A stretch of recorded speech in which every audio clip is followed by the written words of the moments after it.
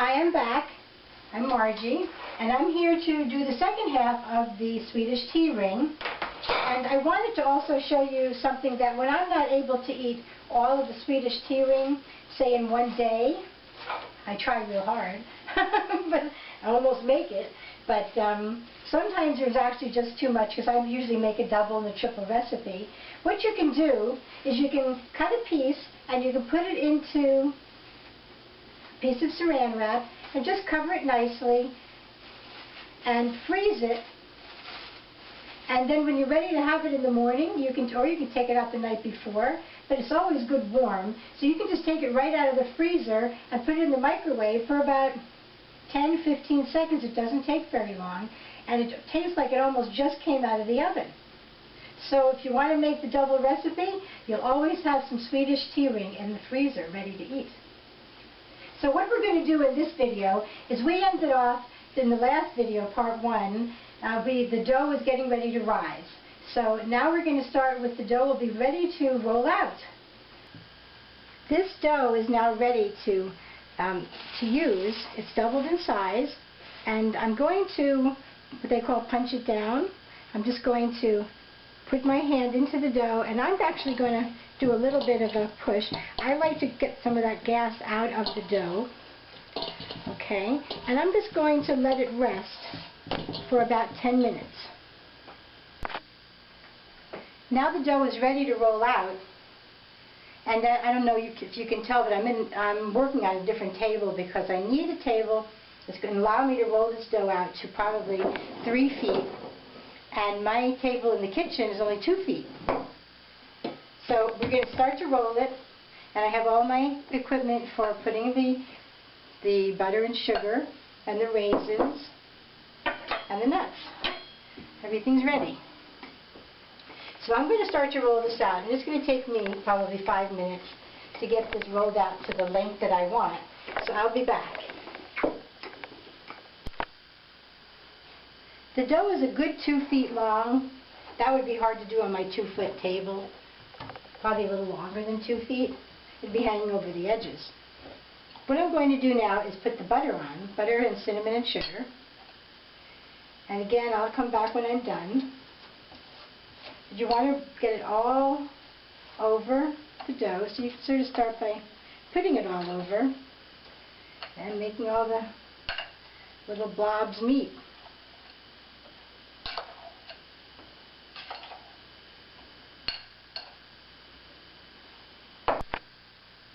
I added another stick of butter, another half a cup of butter, and more cinnamon to this because this was a double recipe. Now all the cinnamon and sugar is on, and butter. So what I'm going to do next is add my raisins. And these are nice and plumped up.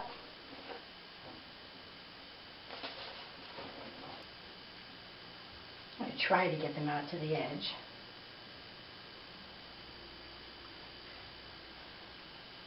Because the edge is part of the coffee cake too. Okay, now we're going to put some nuts on. If you have people that don't like nuts, you can leave, and raisins, you can leave it off a half of them, just put the cinnamon and sugar on. That will work just fine. Now remember, this is a double recipe, so I'm actually going to get 2 coffee cakes out of this. One we're going to make into a pretzel, and the other one I'm going to make into another way that people make. It's like a Swedish tea ring. Delicious. Okay, so we're going to roll this up. I'm going to press this down.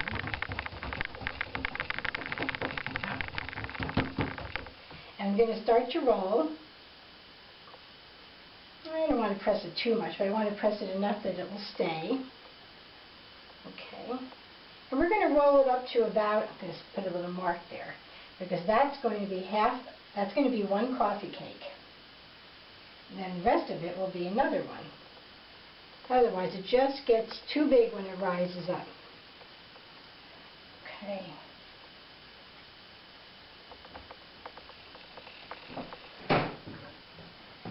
needed to run and get my pizza cutter because I'm just going to cut through this.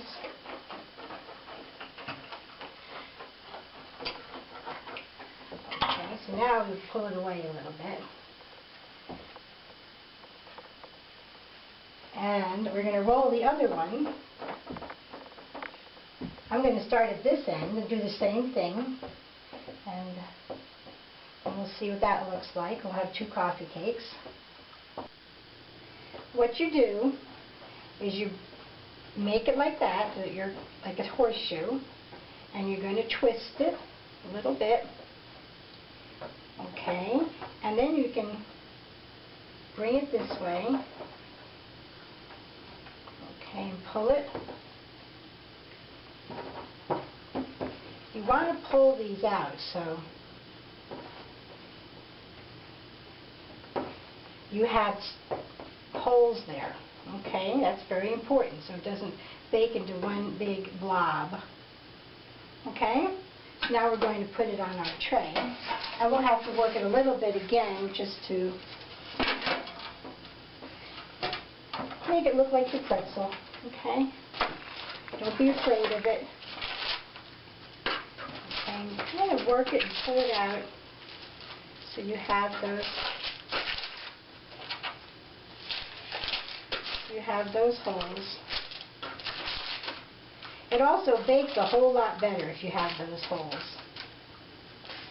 Okay, and pull that. You might as well pull it because honestly you don't want it to be so thick anyway. You pull it underneath it so it's a little thinner. Thicker it is in any one place, the baking is going to take longer. Okay? So we're going to let that sit and rise a little bit, and then we're going to about probably a half hour, 45 minutes, and then we're going to bake it at 350 for a good half hour and check to see if it's done. It'll be nice and golden brown. This is the other log that I made, and I put it on the tray, and I just connected the 2 ends, and I'm going to sort of push them together a little bit. Okay. And now what you do with this one, this is going to be more just a typical Swedish tea ring. You're going to make a cut. Pick up the roll and make a cut about an inch, every inch or so, all the way around. Now you notice I didn't cut it all the way around. I didn't cut it all the way through. I cut it just enough so that I can, just the center is still connected, and I'm just going to twist. So you can see the insides of the coffee cake. Okay, give it a nice good twist. Okay, sometimes you can twist in opposite directions, like you can go this way, you know. And I'm going to do them all the same direction. And that's where I put it together. Okay, so that'd be an interesting looking one. You just turn them all. Okay, so this is all done, and what I'm going to do is cover it for a half an hour, or at least until it rises to about double, and then we're going to bake it at the 350 for about a half an hour, until it's golden brown. The coffee cakes are ready to go into the oven at 300 for about a half hour, and you want to watch them and make sure that they don't get too dark, and if they do, you'll cover them with aluminum foil. And always remember to put the dull side toward the bread so that the shiny side doesn't reflect the heat down onto the dough. What I'm going to make for you now is the glaze that goes on the coffee cake. So this is powdered sugar, that's a cup. There's another cup. I didn't measure it that great because it's not really an exact, it just depends on how much you're going to need. And my coffee cake is going to be very large. Now this is milk, and you can use cream, whatever you like. I'm going to add about a little short of 2 tablespoons, and I'm going to add a little bit of vanilla. This is a half a teaspoon here. You want to get all these liquids in first, because you know if you make it the right consistency with the milk, then it'll be too thin when you add the vanilla.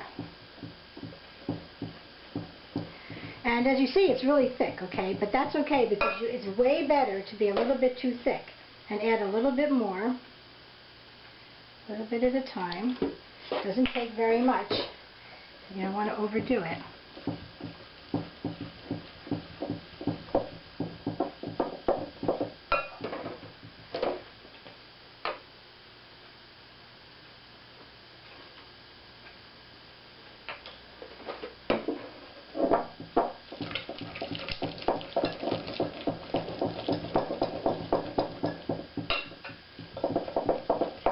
I like it to be a little bit thick, so you do have to be very careful. It's okay that you don't add it all at one time, because that'll go on. You see how nice that is?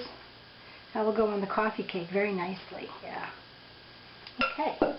And we'll put the pecans on first, and we'll stick those right on and cover it with the icing. It'll be so good.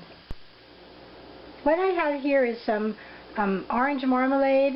Sometimes you'll see apricot traditionally is used, but I didn't have any of the apricot, so I'm using orange marmalade. And what you want to do is just heat it up enough just so you can use a pastry brush to brush it onto the top of the coffee cake as soon as it comes out of the oven. Gives it a nice shine.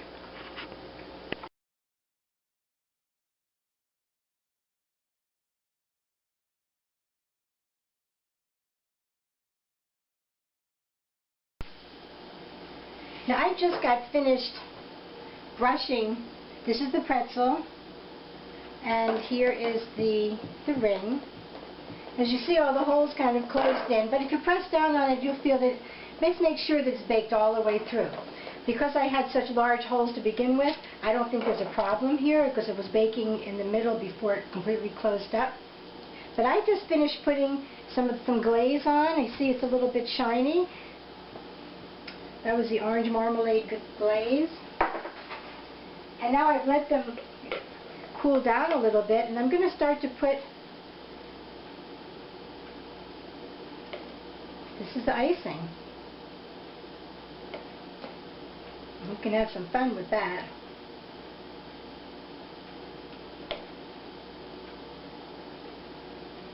I remember when I used to live in New York City, and when I would visit my grandma, she would take us, every Sunday we'd go to a grocery store called Candies, which is still around, but that was a long time ago.